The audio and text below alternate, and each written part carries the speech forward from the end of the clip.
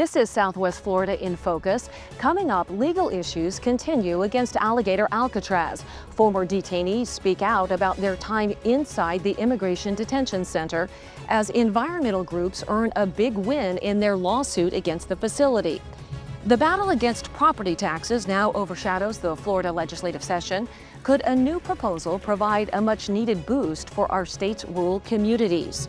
And we hit the track with one of the burgeoning stars of NASCAR from right here in Southwest Florida on the impact he's having on and off the track. Hello, I'm Jennifer Crawford. Former detainees at the Immigration Detention Center, known as Alligator Alcatraz, were at the Lee County Courthouse this week testifying about the conditions they endured while inside the facility. The testimony focused on whether detainees were granted the same access to attorneys as to those being held in federally run facilities. A federal judge has ruled that Alligator Alcatraz is a state-run facility managed by the Florida Division of Emergency Management. The lawsuit over the legal issues is one of two active suits against the immigration detention facility. The other is focusing on the ongoing construction at the Dade Collier Training and Transition Airport and the impact it is having on the surrounding ecosystem. WGCU's Kate Cronin shows us how a recent court decision could be turning the tide for environmental advocates attempting to stop activity at the center in Collier County. I feel scared because every day something is new and the immigrants coming to this country for a better life.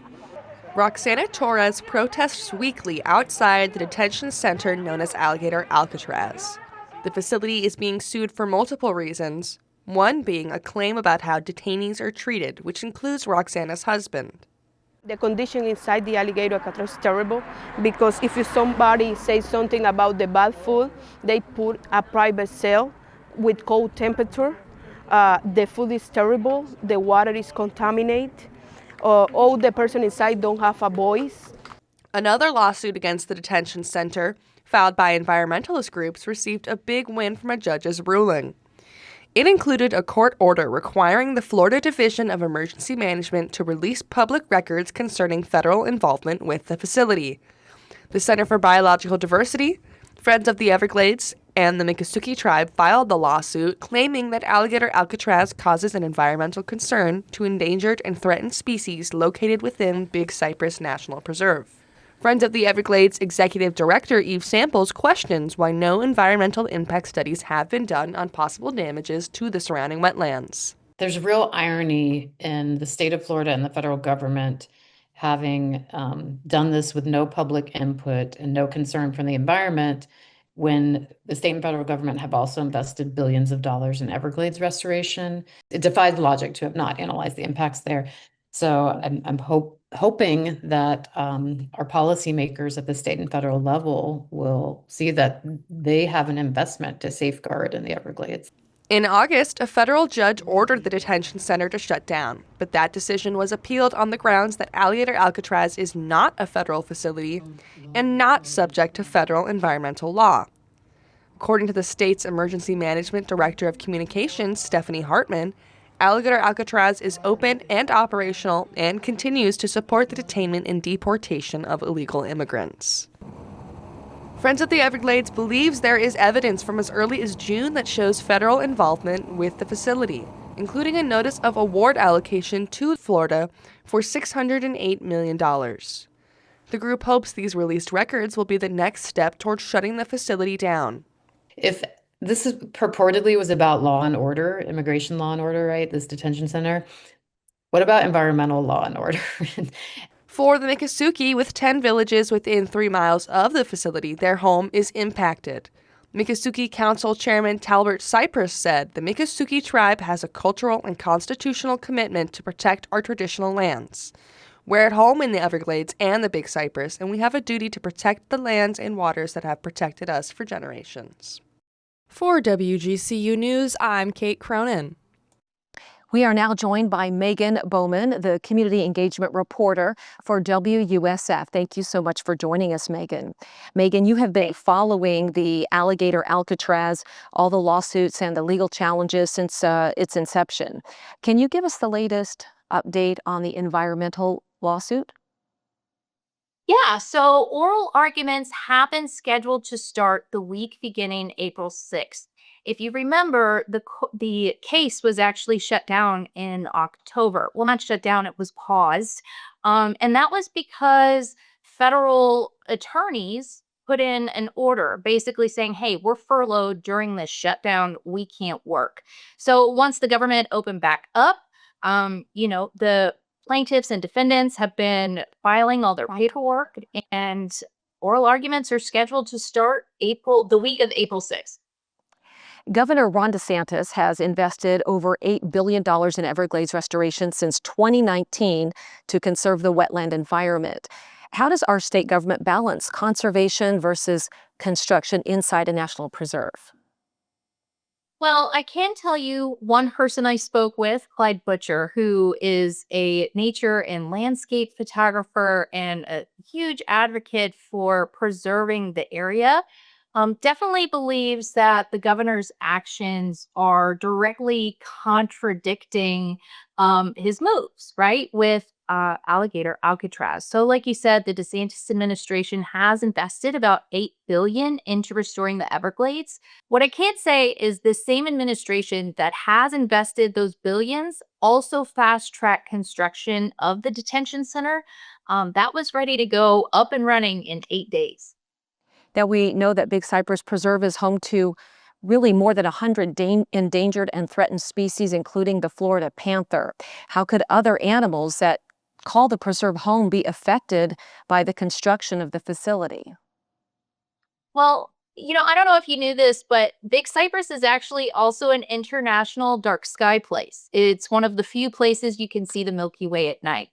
That light pollution is going to have really big impacts for a lot of the wildlife. So, Center for Biological Diversity attorney Elise Bennett says they have heard lights from the detention center can be seen from up to 15 to 20 miles away. We actually were able to use NASA to look up some day-to-day light pollution, and even their satellites picked up a substantial difference between 2022 and when the detention center opened last year. Now let's touch on drinking water. 1 in 3 Floridians, they rely on drinking water from the Everglades, and that is according to the National Wildlife Federation. With the detention facility being built on top of this water source, what concerns are there for wastewater runoff and soil pollution? Attorneys have a lot of concerns about pollution runoff. There's things they're working. You have generators going all day. You have jet fuel being trucked in and trucked out, sewage trucked in and trucked out. And there's just this constant activity at the site. And even when I went and visited the site, some of the places off of the Tamiami Trail, a while ago, you used to be able to drive down and you would just hear nature. And just, in the past few months when I've been down there, you have to go pretty far to stop hearing the sound even of the cars. Once again, Meghan Bowman, the community engagement reporter for WUSF. Thank you for your expertise and for joining us. Thank you so much for having me. After the break, the elimination of property taxes has been at the center for this year's state legislative session. But is the conversation a distraction from other important issues for Floridians? State lawmakers are now in the 3rd week of Florida's annual 60-day legislative session. Here now to give us an update on how things are going in the state capitol, we are joined by political science professor Dr. Sandra Pavelka of FGCU and, of course, WGCU's John Davis. Welcome. Thank you. Thank you. Welcome. Governor Ron DeSantis' priority of reducing or eliminating homestead property taxes was really expected to take center stage during this session. Can you give us an update on this measure? Well, it certainly has been taking center stage. You may recall there were a number of House proposals that had been brought forth before session started. One advanced through the House Ways and Means Committee late last week. This was the proposal that would incrementally reduce the homestead tax or rather increase the homestead tax exemption over the course of a decade until non-school property taxes will be eliminated in 2037. Now, we also saw House makers just on Monday hold a press conference kind of criticizing how much air in the room this issue was taking up, saying it's dominating session and sort of taking away interest from other important issues. And absolutely, they have not really moved on it in the Senate. The House, it still has to move through the House for a full, complete House vote for a supermajority, by the way, John, right? Where this session, the House has to vote, because it has to do with property taxes, at 60%, a supermajority. Then it would go to the Senate for a Senate vote of 60% of really a comparable bill. And then it would have to go to the governor, who says he would support it, and ultimately to the voters, which would also have to be a supermajority because it has to do with our taxes. However, this is not a priority to most or foremost of the voters in our state. Right. A new Florida Policy Institute study finds that most Florida voters find the cost of property insurance a much higher priority than property taxes. And I will say, I still have a great deal of concern about this because the Florida Department of Economic and Demographic Research has still not released a study about the feasibility of eliminating property taxes in terms of how much money that brings into local governments to fund essential services. We don't know where that funding would be made up from in any of these proposals. And the governor himself, having been touting this almost for a year since last February, has not put forth any sort of policy proposal himself. Well, let's move on to our Senate President, Ben Albritton. He is really pushing this Rural Renaissance legislative package. Can you explain what that is and what the status is? Oh, absolutely. Well, just a little background. Florida Senate President Albritton is from Bartow, and that's primarily a rural area. He also is, I think, a fourth generation Citrus grower. And farmer. And so this is really important. This is actually part of his legacy as he leaves the Senate. And so this is something that he worked on last year. It didn't really go anywhere. And this year they're looking to really move it through both the Senate and the House. It did pass the Senate. It includes 4 specific provisions. One is for economic development. One is for infrastructure, education, and healthcare. So each of those has components within it. And it's something that, again, it's passed the Senate, but it hasn't really gained any momentum in the House. So we'll have to see where it goes. The other thing is DeSantis said he would support it. So it would be interesting to see, what the House does with this bill. And the impact of agriculture in the state of Florida, huge. This would have a huge impact. Absolutely. It's a $152 million appropriations bill, really. Right. The economic impact is about $240 million. For an industry, this is incredible. The agricultural industry, which includes citrus, sugar cane, stock, etc. Chattel, right, is $8.8 billion in the state of Florida. So this can only help a very struggling farming community at this point. That's an astounding impact. It sure is. Another measure that we talked about was a voter eligibility database that is being created, and it does have bipartisan support. It does have bipartisan support. This actually advanced through a legislative committee Monday. You hear the term voter eligibility database, that might raise some red flags.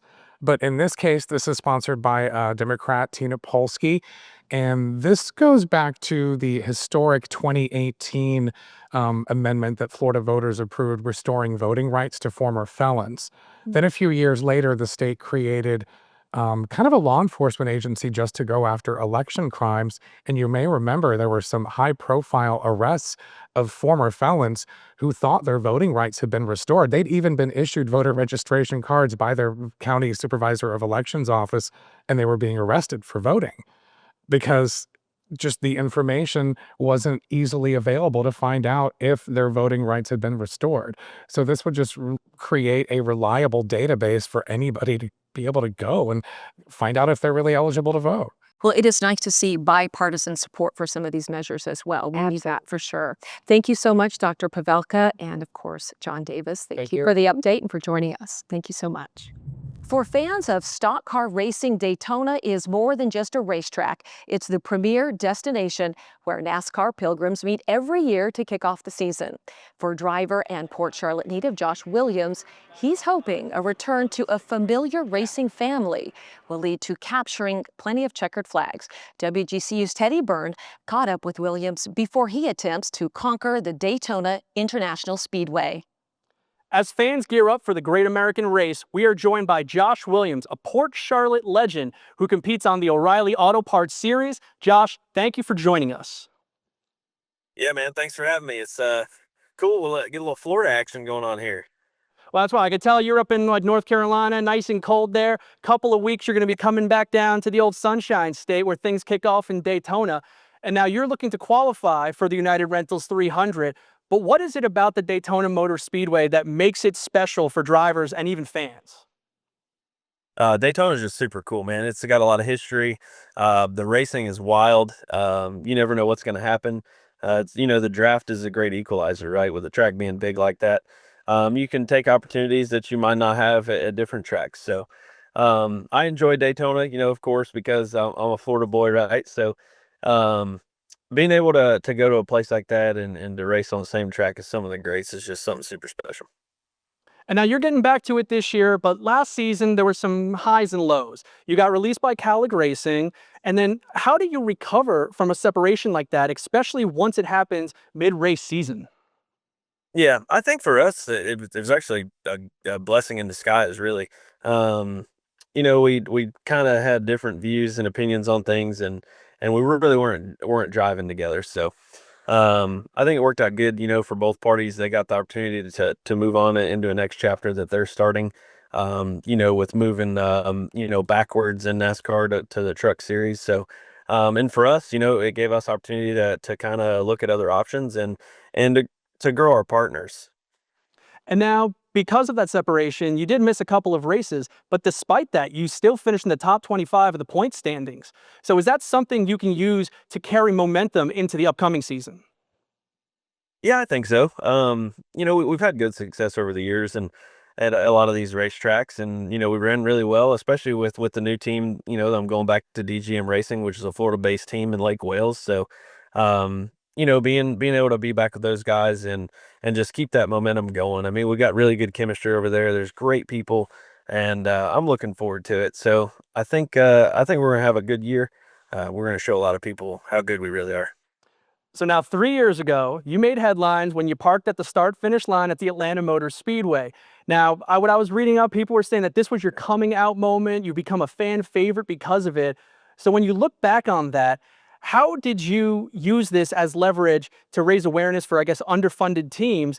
And then what have you learned that has made this to make you become more of a leader on and off the track?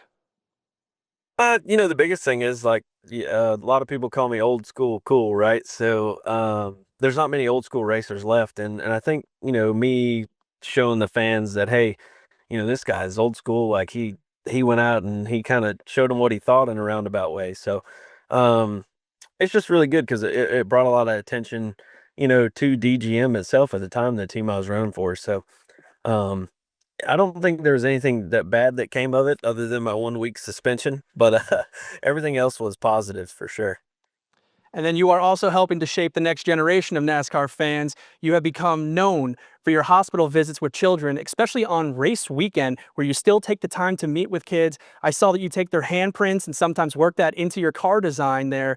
What has driven you to make this part of your initiative as both a driver and giving back to the community? Man, we've been doing this for a long time, the Josh Williams Hospital Tour. And, when I first started doing it, it's still super emotional, right? And, especially now that I'm a dad and it's, it definitely hits hard.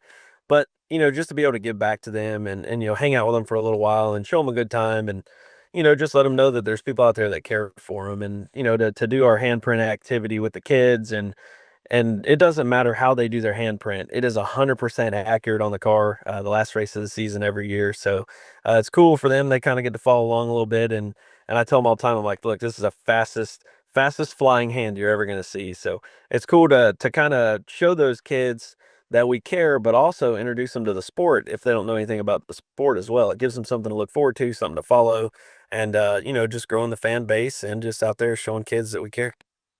Well, Josh, thank you for taking the time to talk to us, and best of luck at Daytona. Thank you. Yeah, this Florida boys probably gonna stay inside. It's chilly.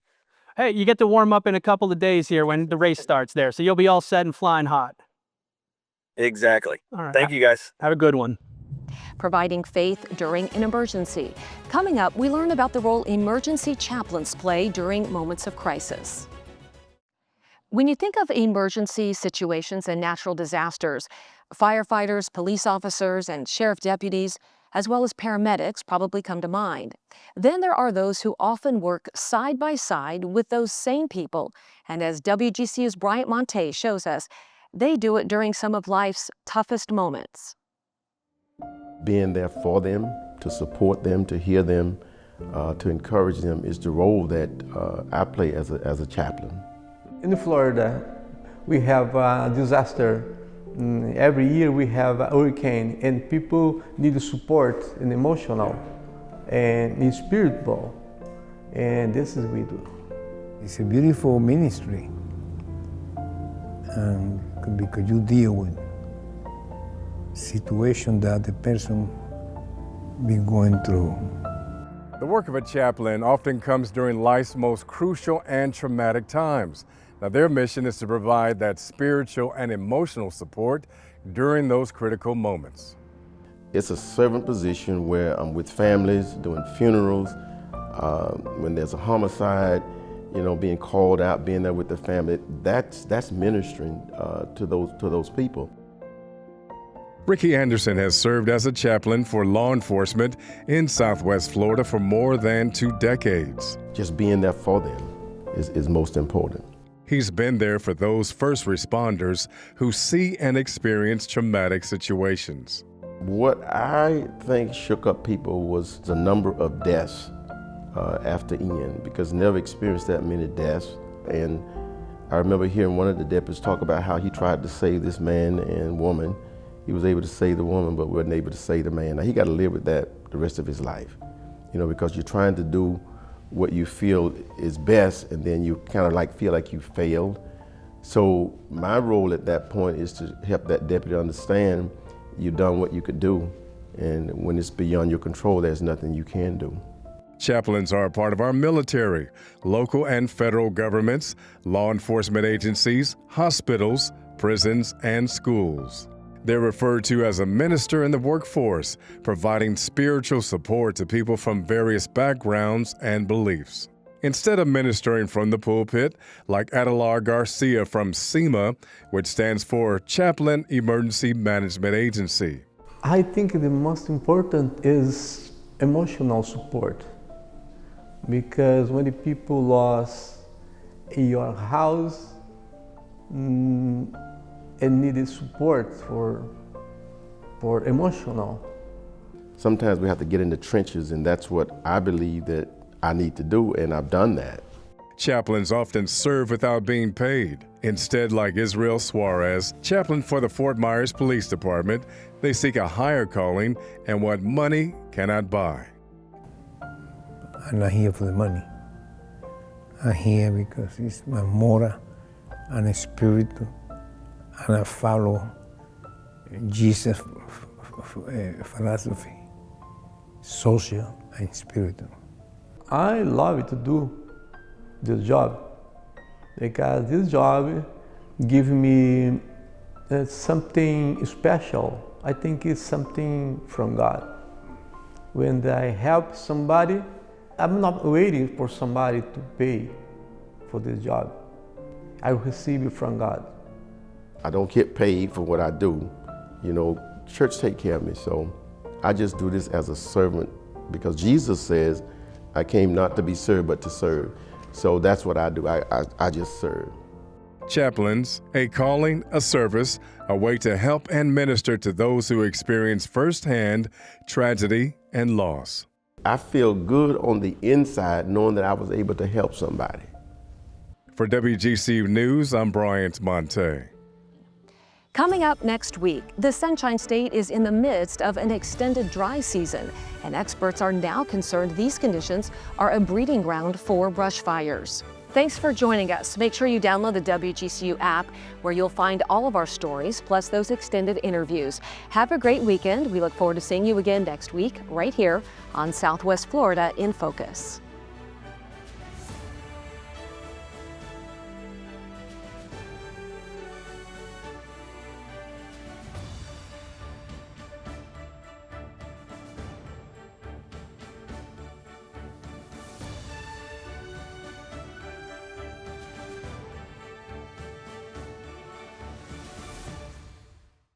Thanks for watching. We've got more great content for you, from news to the arts to the environment. So be sure to like and subscribe to WGCU's YouTube channel and follow us on our social media platforms for the stories that matter to you.